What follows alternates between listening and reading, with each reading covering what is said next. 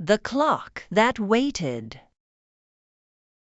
In a quiet town where days passed gently and nothing ever seemed to change, there stood a small clock shop at the end of a narrow street. Inside, dozens of clocks ticked in perfect harmony, each one carefully repaired by an old man named Mr. Elio. Among them was a single clock that never moved. It rested high on a dusty shelf, untouched and silent, as if time itself had forgotten it. Though many noticed it, no one ever asked why it remained still. Until one rainy afternoon, when a young girl wandered into the shop. She was drawn not to the ticking clocks, but to the silent one.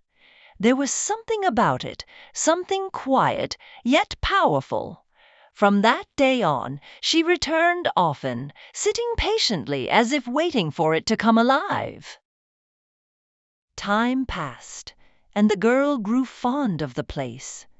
But one day she arrived with a heavy heart. Soon she would be leaving the town she had always known. As she stood beneath the silent clock for what would be the last time, the world seemed to pause with her.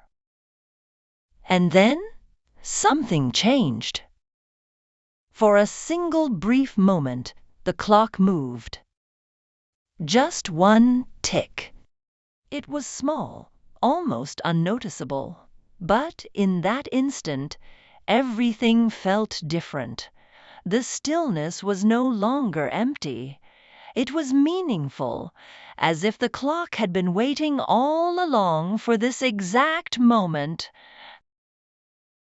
Not to measure time, but to mark something important.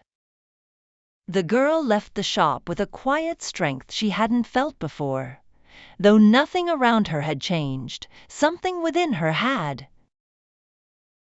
And back inside the shop, the clock grew silent once more. Waiting, not for time to pass, but for the next moment that truly mattered.